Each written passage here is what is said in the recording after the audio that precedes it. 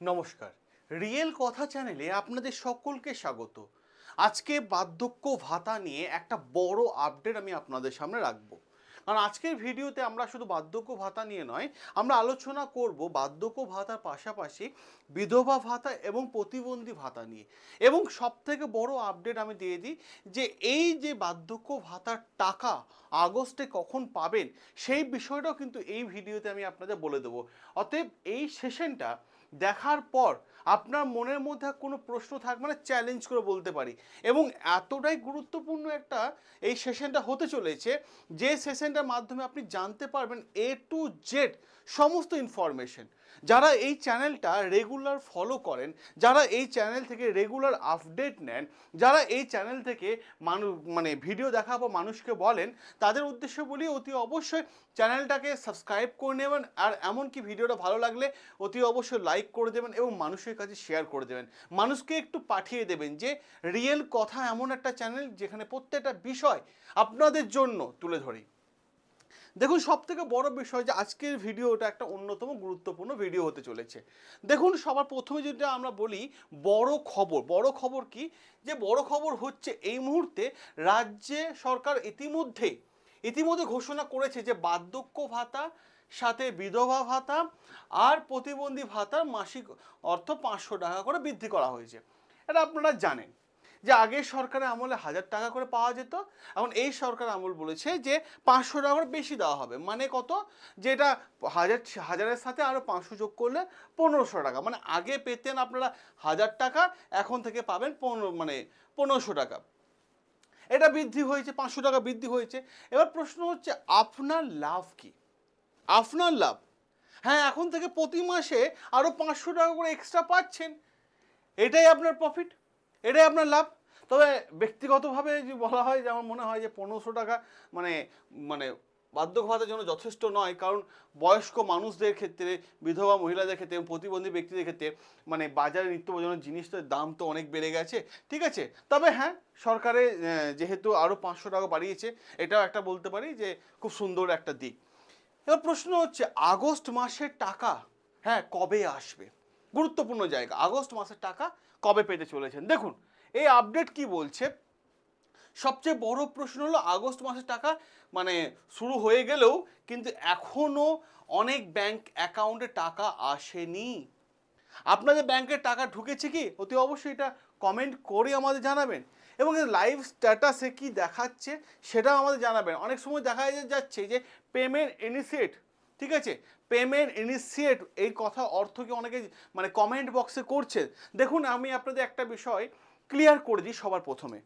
এখনও সরকারের পক্ষ থেকে ফান্ড রিলিজ হয়নি, কিন্তু প্রশ্ন হচ্ছে চিন্তার কোনো কারণ নেই। স্বাভাবিকভাবে এটা প্রশাসন প্রক্রিয়ার মাধ্যমে আছে এবং অনেক মানুষ আছে, তো ধীরে ধীরে টাকা পাঠাতে একটু সময় লাগছে। এবার প্রশ্ন হয় এই জায়গাটাতে যে অ্যাকাউন্টে টাকা পৌঁছানো প্রক্রিয়া, হ্যাঁ, সেই পৌঁছানো যে প্রক্রিয়া আছে সেই প্রক্রিয়াটা কি? দেখুন, এই তথ্যটাও আমি আপনাদের এই ভিডিওর মাধ্যমে দিয়ে দিই। টাকা অ্যাকাউন্টে পৌঁছানোর সম্পূর্ণ প্রক্রিয়া, দেখুন, সরকার ফান্ড রিলিজ করে, ঠিক আছে। সবার প্রথমে পয়েন্ট এটা মাথায় রাখার চেষ্টা করবেন, সরকার ফান্ড রিলিজ করে দিল যে হ্যাঁ, এই ভাতার জন্য এত টাকা, অমুক কাজের জন্য এত টাকা, তমুক কাজের জন্য এত টাকা, এটা ফান্ড একটা রিলিজ করে দেওয়া হলো, ঠিক আছে। মাসের শুরুতে সরকার এটা পারমিশন দিয়ে দেয়। এরপর কি হয়? ডিবিটি প্রসেসিং হয়। ডিবিটি প্রসেসিং মানে হচ্ছে ডাইরেক্ট বেনিফিট ট্রান্সফার, ঠিক আছে। মানে কি, সরকার আপনাকে যে টাকাটা দিচ্ছে এটা সরাসরি আপনার হাতে বা অ্যাকাউন্ট হাতে টাকাটা দেবে না, সরাসরি আপনার অ্যাকাউন্টের মাধ্যমে ঢুকে যাবে। এইটা হচ্ছে ডিবিটি, ঠিক আছে। ডিবিটির মাধ্যমে টাকা পাঠানো হয়। এরপরে জেলা ভিত্তিক টাকা পাঠানো। সব জেলার টাকা একদিনেই পাঠানো হয় না, ধাপে ধাপে, ঠিক আছে, সমস্ত জেলার টাকা কিন্তু পাঠানো হয়। এবার ব্যাংকের টাকা পৌঁছায়, এবার ব্যাংকে গেল সেই টাকাটা, এবার ব্যাংক কী করবে? সেই টাকাটা ক্রেডিট করে দেবে আপনার অ্যাকাউন্টে। এবার এসএমএস আসবে, যখনই আপনার অ্যাকাউন্টে টাকা চলে আসবে এসএমএস আসবে।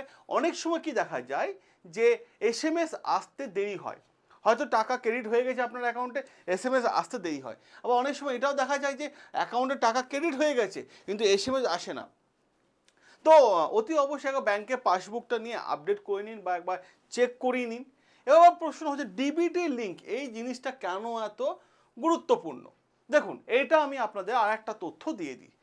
দেখুন, ব্যাপারটা হচ্ছে যদি আপনার ব্যাংক অ্যাকাউন্টে ডিবিটি লিঙ্ক না থাকে তাহলে সরকার টাকা পাঠালেও আপনার অ্যাকাউন্টে টাকা ঢুকবে না। একদম ক্লিয়ার ধরে রাখুন। অতি অবশ্যই আপনি কী করেন, ডিবিটি অ্যাক্টিভ আছে কিনা চেক করুন, অ্যাক্টিভ আছে কিনা, ডিবিটি লিঙ্ক অ্যাক্টিভ আছে কিনা সেটা চেক করুন আপনি। ঠিক আছে, আধার কার্ডের সাথে মোবাইল নাম্বার অ্যাড আছে কিনা সেটা একবার চেক করুন, বা আধার কার্ডের সাথে ব্যাংকে অ্যাড আছে কিনা সেটা চেক করুন। আচ্ছা, এনপিসিআই ম্যাপিং হয়েছে কিনা সেটাও চেক করে নিন, সেটাও চেক করে নিন। ঠিক আছে, অতএব ডিবিটি লিঙ্ক থাকা কিন্তু ভীষণ জরুরি। কারা কোন ভাতা পাবেন এবার এই বিষয়টা আমি বলে দিই। দেখুন, এখানে গুরুত্বপূর্ণ জায়গা আছে, কারা কোন ভাতা পাবেন। বার্ধক্য ভাতার ক্ষেত্রে যোগ্যতা কি বলেছে, বয়স কমপক্ষে 60 বছর হতে হবে।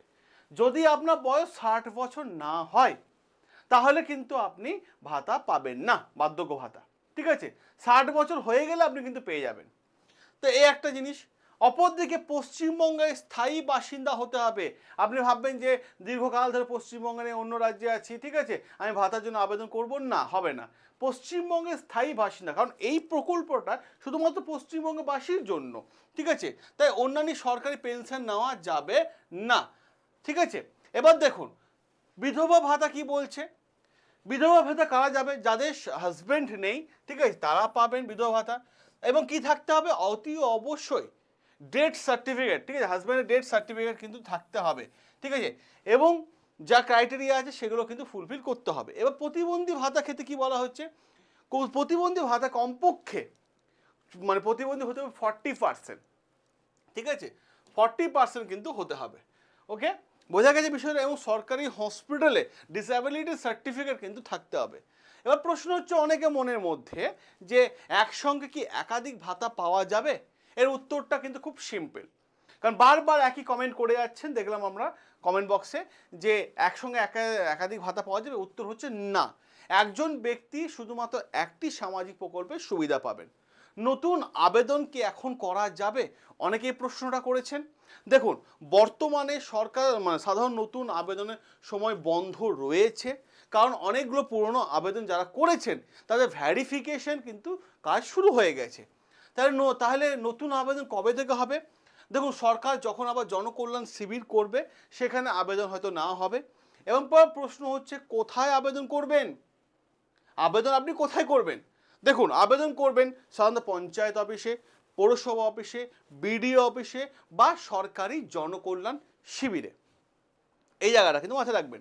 এবার কী কী ডকুমেন্টস লাগবে আবেদন করার জন্য, দেখুন এই ডকুমেন্টসগুলো আগে থেকে সেট করে রাখুন। ঠিক আছে, কারণ পরবর্তীকালে যেন ডকুমেন্টস নিয়ে আপনাকে ছোটাছুটি না করতে হয়। কী কী লাগবে, আধার কার্ডের ছবি লাগবে, ভোটার কার্ডের জেরক্স লাগবে, নিজের নামে একটা সিঙ্গেল ব্যাংক অ্যাকাউন্ট আছে সেটা লাগবে। ঠিক আছে, ডিবিটি আছে কিনা চেক করে নিন ব্যাংকে গিয়ে, আধার কার্ডের সাথে লিঙ্ক আছে কিনা চেক করে নিন, এনপিসিআই ম্যাপিং আছে কিনা দেখুন, কেওয়াইসি আপডেট আছে কিনা দেখুন, পাসপোর্ট সাইজের ছবি লাগবে, নিজে যেখানে বসবাস করছেন তার প্রমাণ লাগবে। ঠিক আছে, আর বিধবা ভাতা যদি ক্ষেত্রে যে হয় তা ডেথ সার্টিফিকেট লাগবে, আর প্রতিবন্ধী ভাতার ক্ষেত্রে কিন্তু ডিসএবিলিটি সার্টিফিকেট লাগবে, তা আবার গভর্নমেন্ট হসপিটাল থেকে। এগুলো কিন্তু পরিষ্কার বলে দেওয়া হয়েছে। ঠিক আছে, এবার অনেকে ভাববেন জয়েন্ট অ্যাকাউন্ট ব্যবহার করবেন। এই জায়গাটা প্রশ্ন হচ্ছে, সিঙ্গেল অ্যাকাউন্ট থাকতে হবে, জয়েন্ট অ্যাকাউন্ট ব্যবহার করবেন, উত্তর হবে না, হবে না। শুধুমাত্র নিজের নামে সিঙ্গেল ব্যাংক অ্যাকাউন্ট ব্যবহার করুন, জয়েন্ট অ্যাকাউন্টে টাকা আটকে যেতেও পারে। অতএব নিজের নামে সিঙ্গেল অ্যাকাউন্টে সেটা ব্যবহার করুন। এবং প্রশ্ন হচ্ছে, আমি আরেকটা বলবো, প্রতারণা থেকেও সাবধান হন, কারণ ভাতা বৃদ্ধি খবর শুনে অনেক জায়গা থেকে অনেক খবর দেখলাম সোশ্যাল মিডিয়াতে আসছে। অনেকে মনে রাখবেন, সরকারি আবেদন মূল্য কিন্তু সম্পূর্ণ ফ্রি, কোনো দালালকে 1 টাকাও দেবেন না, 1 টাকাও দেবেন না। সরকার কিন্তু আপনাদের জন্য আবেদন জিনিসটা পুরো ফ্রিতে রেখেছে, বিনামূল্যে রেখেছে। কোনো দালালকে 1 টাকাও দেবেন না, শুধুমাত্র সরকারি অফিস বা সরকারি জনকল্যাণ শিবিরে গিয়ে আবেদন করবেন, অন্য কোথাও আবেদন করবেন না।